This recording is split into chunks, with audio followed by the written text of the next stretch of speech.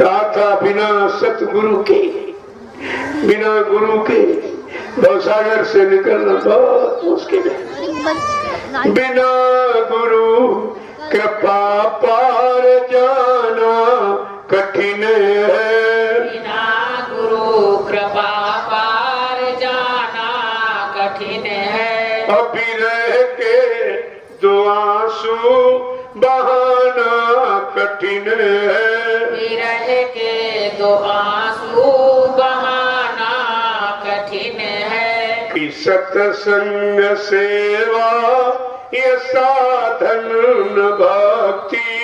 सत्संग सेवा ये साधन न भक्ति। बिना प्रेम गुरु को रिझाना कठिन है। बिना प्रेम गुरु को रिझाना। प्रेमियों, गुरु तुम्हारे धन से नहीं मिलते, न धन से, न तन से, न रूप से, न जाति, न सामान से नहीं मिलते। प्रेम से प्रकट हो मैं जाना। मैं प्रेम से तो जहाँ चाहो वहाँ बुला लो आ जाऊंगा, लेकिन रुपए पैसे धन सामान से नहीं होगा। देखिए, रामाई केवल प्रेम प्यारा, जान ले सोई जान निहारा। जानकार वो है जो इस राज को समझ ले कि प्रेम किसे कहते हैं। और तुम्हारे पास तो प्रेम ही नहीं। जो झूठा प्रेम था वो समाज परिवार में खत्म कर दिया। अब गुरु के लिए तुम्हारे पास प्रेम बचा ही नहीं, करोगे क्या? इसलिए वो जबरदस्ती आपको प्रेम का पंथ रास्ता सिखाती है। सेवा, जब जिसकी सेवा करते हैं उससे प्रेम हो जाता है। देखिए, ये तरीका है, जिसकी सेवा करो। किसी जानवर की सेवा करते हो उससे प्रेम हो जाता है। इसे कह, लोग पक्षी पालते हैं, उसकी सेवा दूध और फल खिलाते हैं, उससे प्रेम हो जाता है। इसका मतलब सेवा प्रेम का आधार है। बिना सेवा के प्रेम नहीं। तो आपने सारा प्रेम समाज परिवार शरीरों में खत्म कर दिया। अब गुरु से प्रेम करने का तुम्हारे पास कुछ है ही नहीं।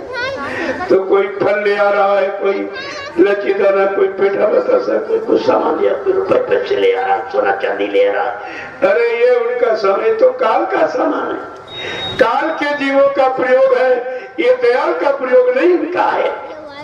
लेकिन फिर भी तुम्हारे श्रद्धा सेवा आस्था भाव को खराब नहीं होने देते। बड़े प्रेम से स्वीकार करते, ले लेते और प्रेमियों में बांट देते।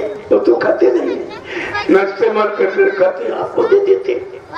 जिससे तुम्हारे में आस्था लगाओ बना रहे, आते जाते रहोगे, कभी न कभी बदल जाओगे। कभी न कहीं प्रेम उधर, जब परिवार से मार पड़ेगी, बच्चे निकालेंगे सब घर के बाहर, तब तुम दौड़ के महात्माओं के पास आओगे। एक महात्मा जी थे, लोग सत्संग सुना रहे थे। एक गृहस्थी बाजार करने गया था। बाजार से वापस आया तो देखा कि अभी समय थोड़ा बाकी है, हो न हो चलो सत्संग सुने। तो महात्मा जी के सत्संग में बैठ गया। उस समय महात्मा जी दृष्टांत चला रहे थे, बोल रहे थे बच्चा यहाँ कोई किसी का नहीं। और वो खड़ा हो गया, कहा महाराज ये झूठ कहते हैं आप। कहीं नहीं बच्चा कोई किसी का नहीं। कई बार का कोई कैसे कहते नहीं, हमारी औरत बगैर हमारे खाना नहीं खाती, बगैर हमारे रह नहीं सकती है। आप कहते कोई किसी का नहीं। कल अच्छा अच्छा अच्छा अच्छा अच्छा करो कि कुछ दिन हमारे वहां आओ, मैं तुमको युक्ति सिखाऊंगा, काटे दिखाऊंगा। वो आने लगा और उसको 1.5-2 साल में उसको प्राणायाम सिखा दिया। अब वो मतलब 1-1, 1.5, 2-2 घंटे प्राणवायु को समेट के ब्रह्मांड में कर देता। एकदम शरीर को अच्छे जैसे मर गया ऐसा शरीर बना देता। जब वो ट्रेन हो गया तो महात्मा जी ने कहा अब जाओ, आज तुम अपनी युक्ति का प्रयोग करना, जाओ अपनी औरत से पहले बातचीत करना, फिर इसके बाद एकदम प्राणवायु को समेटना और ब्रह्मांड में लाके रख लेना, वहां पैर फैला के जमीन पे लेट जाना। उसने कहा ठीक है। अब वो गया, दोपहरी समय था, उसने कुंडी खड़खड़ाई, स्त्री ने दरवाजे खोल दिया और रोटी बना रही थी। अपना फिर रोटी बनाने लगी। ये इधर उधर की बातें थोड़ी देर की। एक बार अचानक यानी प्राणबाई को समेटा और धर्म से जमीन पर गिर गई। वो बेचारी बड़ी चिंता की कि क्या हो गया। बड़े तो अच्छे भले आए थे, बातचीत कर रहे थे, तो आस पास जो गांव में झोला छाप डॉक्टर रहते उनको बुला के ले आए। उन्होंने यहाँ पकड़ा, यहाँ पकड़ा, यहाँ। उन्हें क्या मालूम कि प्राण को समेट कर कहां पर उसने रखा। कह रहे भैया तो खत्म हो गया, खत्म हो गया। तो तैयारी होने लगी क्योंकि 7-5 बज गया शाम का, दोपहर की बात। धीरे धीरे बहुत समय हो गया तो कहा जल्दी करो, रात हो रही भाई। अब तो लोगों ने जब मृतक घोषित कर दिया तो कफन पर सामान तैयारी होने लगी, चिट्ठी बन रही और उसके हाथ ऐसे थे फैलाए थे। जो गुरु ने कहा था हाथ ऐसे रखना और पैर ऐसे फैला के रखना। तो जब लोगों ने कहा भाई इसके हाथ मत, ये सब क्या करो, जल्दी करो, ऐसे कफन लपेट दो और इसको रखो, तिथि को लेके चलो, शाम होने जा रही। जब लेके चलने लगे तो दरवाजा थोड़ा सकरा था और हाथ पैर रखने लगे। तो लोगों ने कहा लाओ फावड़ा लाओ, इस दरवाजे को गिराओ, चौड़ा करो। तो उसकी औरत क्या करी, अरे ठहरो ठहरो भाई, मेरा बना काम क्यों बिगाड़ रहे हो, बनाने वाला तो चला गया, मैं तुमको तरीका बताऊंगी। वो गई चारा काटने वाली गड़ासा उठा के ले आई। कहा इनके हाथ और पैर दोनों काट दो और निकाल दो, निकल जाएगा। और अंदर अंदर सुन रहा है कि है मैं तो कहना था स्त्री बहुत चाहती है, वो कह रही इनके हाथ पैर काट लो।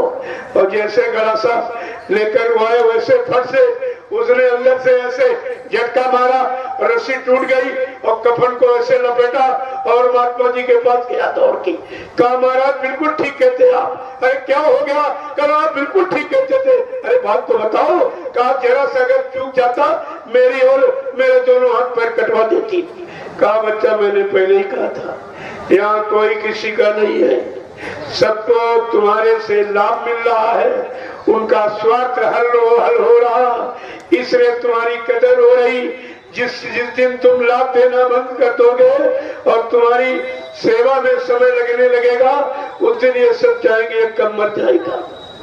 और नहीं तो आप परीक्षा लेना चाहते हो, एक थोड़ी बनावट करना सीख लो, 4 पाई पर लेट जाओ, बहुत पेट में दर्द हो रहा, सिर दर्द हो रहा, ये कहने लगो और टट्टी पेशाब सब 4 पाई पर करने लगो। तो कुछ दिनों के बाद औरत ये कहेगी कि ये कब मरे, ये कौन करे, इसका रोज का काम 1 दिन का हो, 2 दिन का हो। और डॉक्टर ने जवाब दे दिया ये ठीक नहीं होगी, क्योंकि कोई बीमारी हो तो ठीक बचाना करे डॉक्टर। वो तो एक इशारा था कि देखो तुम्हारा है कौन। तब वो औरत गई डॉक्टर के पास, कहा देखो कई साल हो गए अब सच में 4 पाई पे टट्टी पेशाब करते, खाना हाथ से खिलाओ, ये सब करो, अब कब तक पता नहीं कब तक ही करना पड़ेगा।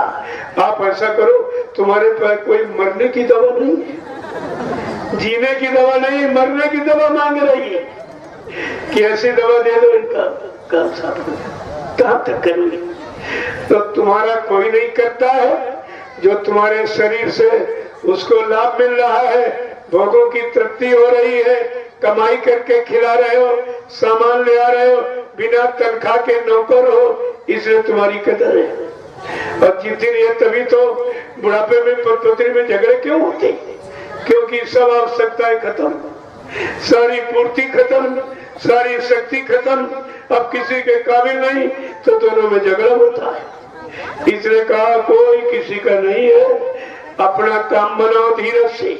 ये समझो ये पत्नी मिल गई, पति मिल गया, कोई कर्जा होगा, उससे बाल बच्चे बेटा बेटी हो गए, ये भी कर्जा आपका, तो धीरज से इस कर्जे का निपटारा कर दो और समय निकाल कर आत्मा के घाट पर बैठकर परमात्मा के नाम की कमाई करो, अपनी जीवात्मा का कल्याण करो। इस कल्याण के लिए मानव शरीर मिला है, ये भोगों के लिए बाल बच्चा पैदा करने के लिए नहीं मिला।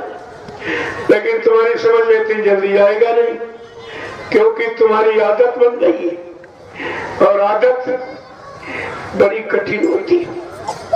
वैसे विवेकानंद जी ने भी अपने लिटरेचर में कहा है कि habit is the second nature, so can not be change. जो आदत स्वभाव में परिवर्तित हो जाती उसका सुधार नहीं होता। लेकिन संत महापुरुषों ने स्वीकार नहीं किया। कहा ये विद्वान यानी तुम्हारी बुद्धि का ये एक अंदाजा आइडिया है, लेकिन संतों ने कहा नहीं, सत सुधरे सत्संगत पाई। अगर सत्संग मिल जाए, समझ में आ जाए, करने में उतार लो तो सब सुधार हो सकता।